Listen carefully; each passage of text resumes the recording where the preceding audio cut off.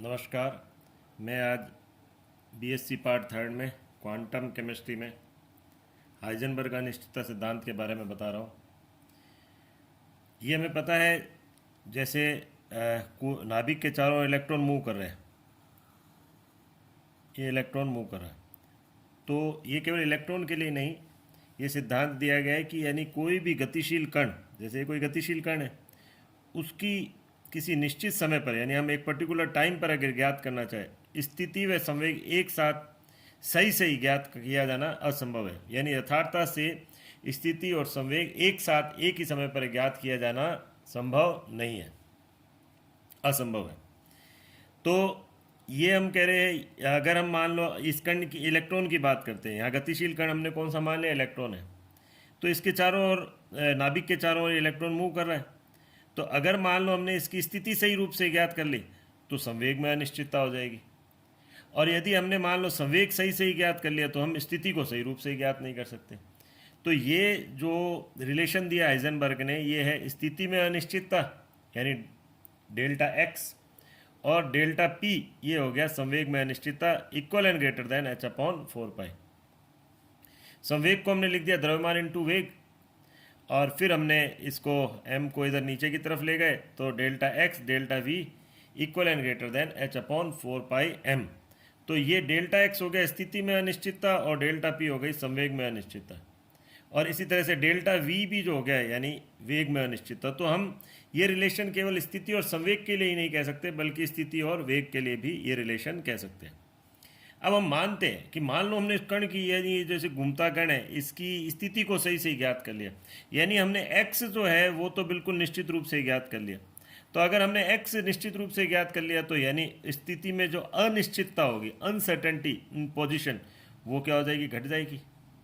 अगर वो घट गई तो ऐसी स्थिति में ये रिलेशन जो हमारे पास है डेल्टा एक्स डेल्टा पी, ये आपका कम हो गया, यानी ये डेल्टा एक्स कम हो गया, तो डेल्टा पी यानी ये मोमेंटम यानी क्या हो गया, संवेग में अनिश्चितता क्या हो जाएगी आपके, बढ़ जाएगी। तो ये कम होने पर ये बढ़ जाएगा।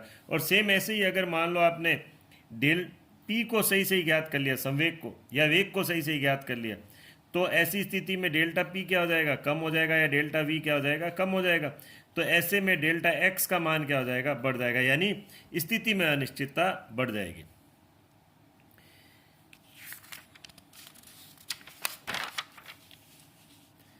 अब माना हमने कहा कि इलेक्ट्रॉन की स्थिति ज्ञात करने के लिए हम माइक्रोस्कोप का यूज़ करते हैं। माना हमने इलेक्ट्रॉन की स्थिति ज्ञात करने के लिए उसके ऊपर गामा किरणों को आपतित किया। अभी इलेक्ट्रॉन तो मूव कर रहा है और हमने उसकी स्थिति ज्ञात करने के लिए क्या करा, गामा विकिरणों को उसके ऊपर आपतित किया। अब गामा विकिरण जो होती है वो हाई एनर्जी की विकिरण होती है, और जैसे ही इलेक्ट्रॉन के ऊपर वो आपतित होती है तो इलेक्ट्रॉन क्या होगा, अपने पथ से विचलित हो जाएगा, क्योंकि उसने ऊर्जा का अवशोषण कर लिया, तो उसके वेग में या संवेग में परिवर्तन हो जाएगा। तो यानी कि हम जैसी स्थिति ज्ञात करने के लिए, जैसे हमने मान लो हम उसकी स्थिति ज्ञात करने के लिए गामा किरणें डाल रहे हैं, तो उसने क्या कर दिया, अपनी पोजिशन को बदल दिया, अपने संवेग को बदल दिया। इस प्रकार इलेक्ट्रॉन की स्थिति और संवेग में अनिश्चितता उत्पन्न हो जाती है। ये अनिश्चितता सिद्धांत जो है ये बोर मॉडल को रिजेक्ट करने में या नकारने में सहायक है। किस तरह से, बोर के अनुसार क्या होता है, नाभिक के चारों ओर इलेक्ट्रॉन विभिन्न पथ में घूमते हैं, ये विभिन्न कक्ष है उसमें घूमते हैं। तो बोर का जो कक्ष होता है वो एक निश्चित पथ होता है या क्लियरली डिफाइंड पाथ होता है। बोर का कक्ष एक क्लियरली डिफाइंड पाथ होता है जिसके चारों ओर, जो कि क्या होता है, नाभिक के चारों ओर उपस्थित होता है। अब अगर इस पथ का हमको सही ज्ञात करना है, यानी इन कक्ष को सही ज्ञात करना है, तो हमें इलेक्ट्रॉन की स्थिति व वेग, या हम कह सकते हैं संवेग, सही ज्ञात होना आवश्यक है।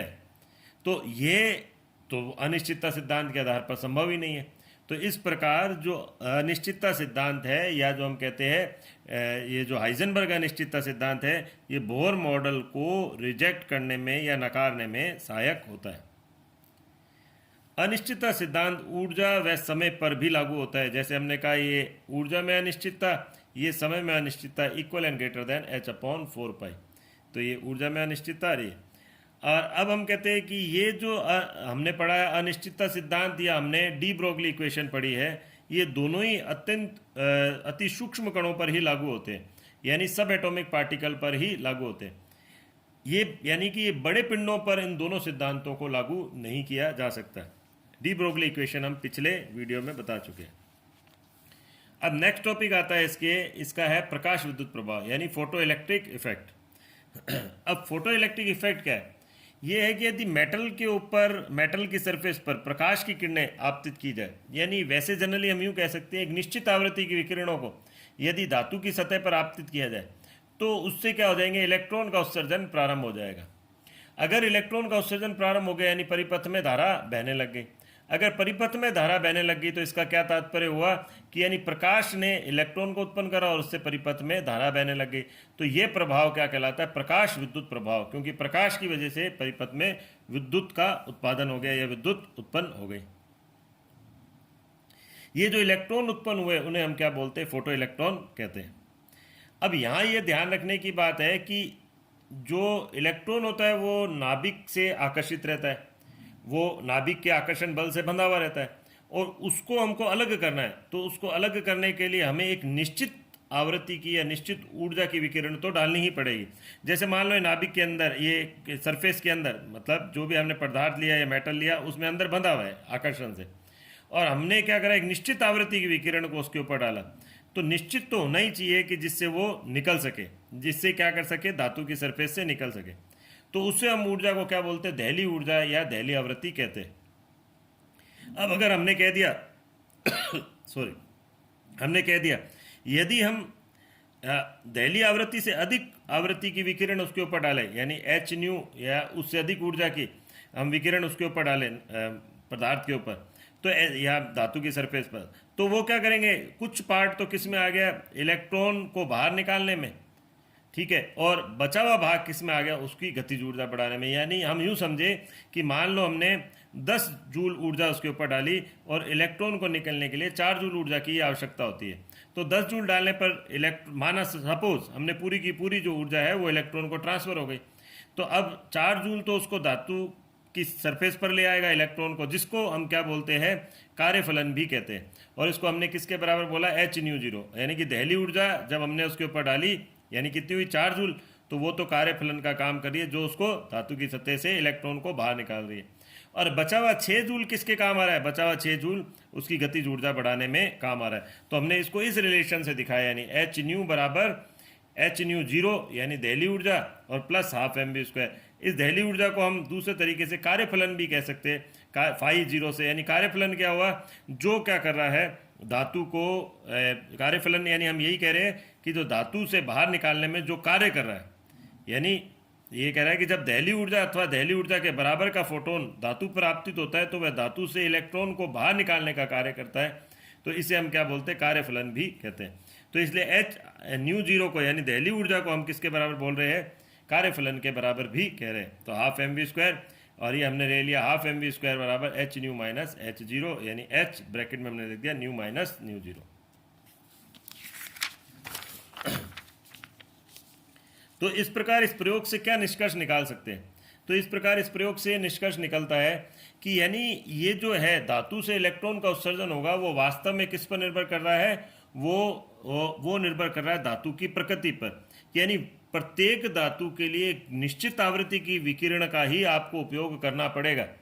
जैसे हम कहते हैं कि अगर मान लो मेरे को इलेक्ट्रॉन को पोटेशियम क्योंकि उसमें लूजली बाउंड होते हैं, तो पोटेशियम से इलेक्ट्रॉन को उत्सर्जन निष्कासित करना है तो हम क्या कहेंगे, दृश्य प्रकाश ही काफ़ी होगा। लेकिन अगर मान लो जिंक धातु से निकालना है तो हमें क्या करना पड़ेगा, उच्च ऊर्जा की विकिरणों को उपयोग में लाना पड़ेगा। एक दूसरी बात, अगर हम कहते हैं कि अगर उत्सर्जित इलेक्ट्रॉन की संख्या बढ़ रही होती है तो वो डिपेंड करता है जो आपने आपतित प्रकाश डाला है उसकी तीव्रता पर, यानी उत्सर्जित इलेक्ट्रॉन की संख्या आपतित प्रकाश की तीव्रता के समानुपाती होता है। अब आता है इलेक्ट्रॉन की गतिज ऊर्जा, वो प्रकाश की आवृत्ति पर निर्भर करती है, ना कि तीव्रता पर। ये हमने कह ही दिया था कि अतिरिक्त जो ऊर्जा होती है वो किसके काम आ जाती है, वो दहली ऊर्जा के अतिरिक्त जो ऊर्जा होती है वो उसकी गतिज ऊर्जा बढ़ाने के काम आती है इलेक्ट्रॉन की। अब इस रिलेशन को जब हमने ये लिया, जैसे हमने अभी पिछले में कहा था एच न्यू बराबर H nu zero plus half M V square, तो यानी हाफ एम वी स्क्वायर किसके बराबर हो गया, H nu minus H zero, ये रहा half M V square H nu minus H zero, या एच न्यू जीरो को हमने फाई से कह दिया। तो ये एक तरह से कौन सा रिलेशन हो गया, वाई बराबर एम एक्स माइनस सी के बराबर। तो ये स्ट्रेट लाइन इक्वेशन है। m तो जो x है उसकी जगह तो हमने क्या ले लिया, ये x की जगह तो हमने कह दिया न्यू, ये रहा न्यू। और y जो है वो किसको दर्शा रहा है, हाफ एम वी स्क्वायर को, यानी ये रहा y, ये रहा y और हाफ एम वी स्क्वायर को। तो ये स्लोप जो है किसका काम कर रहा है, स्लोप हो गया h का, यानी इसका जो स्लोप होगा वो किसके बराबर होगा, वो होगा h के, ये रहा m स्लोप। और इंटरसेप्ट किसके हो गया, माइनस सी, यानी ये रहा माइनस सी, यानी -5, या हम कहेंगे -h न्यू 0। लास्ट में हम ये कह सकते हैं वह धातुएं जिनके लिए आईपी का मान कम होता है जैसे सीजियम, वह प्रकाश विद्युत प्रभाव के लिए सही धातुएं हैं। यानी कि जो फोटो वोल्टिक सेल ये जो बनाते हैं उनमें क्या आवश्यक होता है, उनमें कि ऐसी धातुएं लेनी चाहिए जिनके आईपी का मान कम हो, तो हम सीजियम को जनरली उपयोग में लाते हैं। और ये प्रकाश विद्युत प्रभाव है, ये विकिरण की कणीय प्रकृति की व्याख्या करता है, क्योंकि कोई कण ही टकराकर दूसरे कण को यानी कि इलेक्ट्रॉन को लिबरेट कर सकता है। तो आज हम इतना ही लेंगे और नेक्स्ट क्लास मैं अगले वीडियो में बताऊंगा आपको। Thank you.